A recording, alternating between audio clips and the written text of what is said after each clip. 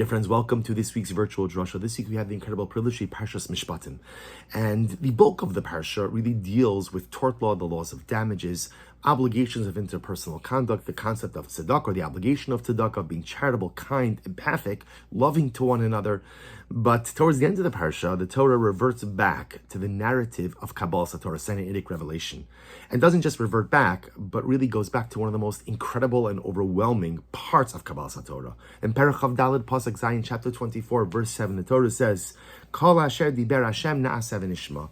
When the Ribbon Shalom comes to Klal Yisrael and offers them the Torah, when Moshe Rabbeinu says to Klal Yisrael, the Ribbon Shalom is willing to give you a very part of himself and come down on the mountain and experience this incredible moment of connection, of spiritual intimacy, so Klal Yisrael responds, and what do they say?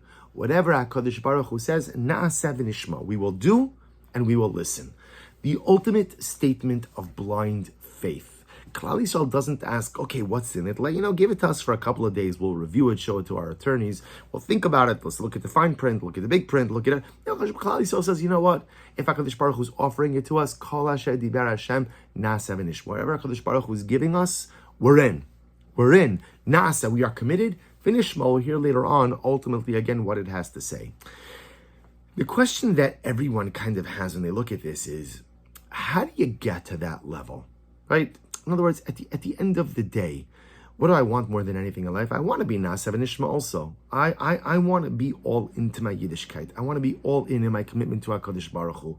So how do you understand this dynamic of Naaseh v'nishma? How did Klal Yisrael get to that level where they were just simply willing to commit without even fully understanding the scope, extent, and nature of the commitment? And the great tzaddik, the great Rabbi Yisrael of Rajin, the Heilige Originer, says something absolutely beautiful, and I want to quote you. He says, Mishulim hayu Yisrael sheba'os adar, letinok ro'ev habocha mevakesh lechol. Klal Yisrael was like a hungry, crying baby. A hungry baby. Baby's crying. Why? Baby wants to eat. So the Rebbe says, Klum dea bo yilahavin shamaycho mashkit esarav. Does the baby understand intellectually that food is going to go ahead and take care of the hunger? Of course not. Lo, ki ela me'etzem tiv'ohim nirshach lekach. The baby understands that it's hungry, right? But the baby doesn't understand intellectually that it's hungry. It just understands that it's hungry. The baby also understands if I cry, I'll get something to eat. And the baby understands that once I get something to eat, I'll feel better. None of this is intellectual. All of it is simply instinctual. The baby instinctively understands that it needs something. It's in a state of deficiency. I cry, give me something to eat. The Rebbe says something so beautiful. He says, Af Yisrael, kevan sha'amdu bahar Sinai paskazu masan, chashu begufan ki amazon haruchni chasra lahem. The Rebbe says, when Klal Yisrael, when we stood at Har Sinai, and Chazal tell us that when we stood at Har Sinai paskazu masan, the residue of the initial sin of Adam and Chava, that residual effect of that first sin ultimately stopped. It was Pasak Zul Masan. It was the Kedusha of the place lifted it. When that was gone, says the Rishon, Klal Yisrael were like a hungry baby. Like there's something missing. We need something. He goes on, he says, Ki amazon haruchni chasar lahem. Klal Yisrael in that moment felt that there was spiritual nourishment missing from us. Harav matzik v'nafsham haisa kala v'yotzis lekabelas haTorah. There was something deficient. We needed something. So the Rebbe says something so beautiful. This is Naaseh v'nishma. Haisa efam tshuvasam Naaseh v'nishma tivis ma'od. And this is incredible. The Heilige Originer says, Naaseh v'nishma was not an intellectual response, because intellectually that makes no sense. If the intellect is driving the ship, then what you say is, okay, Kadosh Baruch Hu, I hear what you're offering. Let me see it. Let me learn it. Let me review it. By the way, that's what all the other nations of the world did. Right? Kadosh Baruch Hu offered the Torah to each of the other nations. And what did they say? Let's take a look. I'm not saying no. But before I commit to anything, I just want to understand what it is that I'm stepping into. And then when HaKadosh Baruch Hu comes to Klal Yisrael and simply standing by Har Sinai, feeling the Kedusha, the residual effect of the initial sin of Adam and Chava simply slips away. And Klal Yisrael says, we're hungry. There's something deficient. There's something missing. There's something that I need. The Rebbe says, Naaseh v'nishma was the instinctive reaction. It wasn't intellectual. It wasn't the mind driving the ship. Klal Yisrael in that moment were like a hungry baby. So what does the hungry baby do? The hungry baby cries. Because crying is the way that the baby alerts everyone around it that it needs something to eat. And then it gets something to eat, and Baruch Hashem is satiated. And that's not intellectual. It's simply instinctive. Says the Rebbe, Hayabar lahem shemuchrachim lekabel osa. Klal Yisrael understood that they were spiritually hungry. So Naaseh v'nishma was not the intellectual response, but it was the instinctive response to satisfy that spiritual hunger. He goes, Lachein, kiblu below shum hisus, af ki terem shamu ma kasav ba. Therefore they accepted the Torah without any hesitation. Naaseh v'nishma, like that. Why? Because like a hungry baby that needs to feed, that needs to eat, the baby cries, give me something to eat, and I'm good. Klal Yisrael was hungry. Naaseh v'nishma was the instinctive reaction, and then we became spiritually sated. It's an incredible insight into Naaseh v'nishma, an incredible and overwhelming insight, but I think what it also does is gives us a window into another part of our persona. Instinctively, we want a connection with HaKadosh Baruch Hu. Instinctively, I want ruchnius. We so often make our Yiddishkeit about the intellect. You know, we live in an age where there is such a beautiful proliferation of learning, right? I'm recording this video, it's going to be posted on YouTube, on a podcast, on a here, and a there, on a website. It's beautiful. It's incredible. On the other hand, sometimes what that could lead to is that proliferation of learning, which is incredible. I want to go on record. Learning is fantastic. But sometimes we make the mistake of making our Yiddishkeit all about the intellect. And it's not. There's a beautiful part of my Yiddishkeit that is just instinctive. I'm naturally attracted to HaKadosh Baruch Hu. I naturally gravitate towards Ruchnius. You'll say, but I don't, but that's not me. So dear friends, very often we just get in our own way. And very often we get in the way of the neshama just taking me exactly where it is that I need to go. Do you know what happened at Har Sinai? Once the negativity of the first sin of Adam and Chava was removed, once the Kedusha of the atmosphere removed that, instinctively, I say Naaseh v'nishma. Nobody coached me. Moshe Rabbeinu didn't give us the words. We said in unison together, Naaseh v'nishma. Because instinctively, what a Yid wants is Kedusha.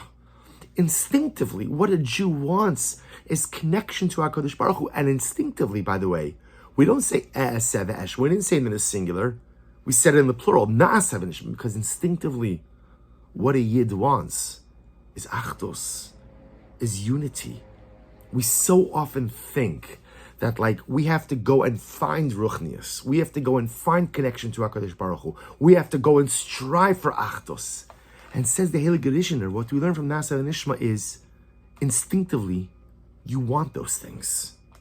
Instinctively, the desire and love for those very things, for Torah, for HaKadosh Baruch Hu, for Klal Yisrael, for Achdus, those are embedded within me. Just what ends up happening is I get in my own way. Sometimes the averas that I do, they distance me. The poor decisions that I make, they distance me. Or just my own stuff just pushes me away. But if I could clear the playing field a little bit, or better state, if I could clear sometimes like the personalistic minefield, instinctively I'm drawn to Kedusha. Instinctively I'm drawn to everything beautiful and holy. Instinctively I say Naaseh v'nishma. Like the crying baby who instinctively cries because he needs to eat. Instinctively, I say Naaseh v'nishma because Chalash Baruch Hu, I'm with you. I want to be with you. I want to be part of you. I want to be with Klal Yisrael. I say it in the plural. It's the instinct. And so I think what the Rishner is teaching us is that sometimes what we have to work on, a lot of times in life, we think that what we need to work on is, devoting more time to our learning, which of course we should, and devoting a lot more time to kind of like the development of our intellectual Yiddishkeit, which is beautiful and wonderful. But I think that there's another derech as well. Same derech, parallel derech. You have to pursue both of them at the same time. And maybe what it requires of us is actually to become a little bit more of a Pashat Yid, of a simple Jew. Anything and everything I need to accomplish as a Jew is innately inside of me. It's just that because often there's so much schmutz, and there's so much negativity, and there's so much other stuff. So there's this blockage between me and HaKadosh Baruch Hu, between me and myself, between me and my people. But if I could clear that all out, Paska Zuhu Masan, if I could clear out that negativity, then innately my response is Naaseh v'nishma. Of course I want closeness. Maybe if we could work on ourselves a little bit more, just to be a bit simpler, to say, you know what, let me kind of get rid of the layers. Let me get rid of the blockages. Let me get rid of all the stuff that's there. And once you do that, instinctively my neshama responds Naaseh v'nishma. I don't need to figure out a way to get to HaKadosh Baruch Hu, to get to Torah, to get to Am Yisrael. I just need to clean out the stuff that is obstructing those multiple journeys. And then like the crying baby, I just say Naaseh v'nishma. And I think as I get older, I think as we all get older, we recognize that Ruchnius and relationship with HaKadosh Baruch Hu, relationship with ourselves, relationship with Klal Yisrael, is much simpler than we think. And it doesn't require finishing Shas, which is a beautiful accomplishment that we should all aspire for. And it doesn't require learning Kol HaTorah Kula, which is an incredible accomplishment that we should aspire for. And it doesn't require us to be the most magnanimous Balei Tzedakah, which of course we should be gebenched, that we should aspire to do. It just sometimes requires removing the negativity, removing the obstacles, removing the layers of schmutz, and allowing my innate desire for connection to come out. Naaseh v'nishma was not an intellectual exercise. Naaseh v'nishma was recited or was stated by a Jewish nation, ultimately who had removed the blockages, removed the negativity, and like the crying baby, just had an instinct to come close. We should be Zocheh Me'eretz Hashem, to clear away the blockages, to figure out how to get rid of the zuama, the negativity, and discover that innate, beautiful, spiritual baby within ourselves. To discover the Naaseh v'nishma inside each of us. And once we discover it, to be zocheh to come closer to HaKadosh Baruch Hu, be zocheh to come closer to Torah, be zocheh to come closer to ourselves, be zocheh to come closer to all of Am Yisrael. Wishing everyone a good Erev Shabbos and a beautiful Shabbos Kodesh.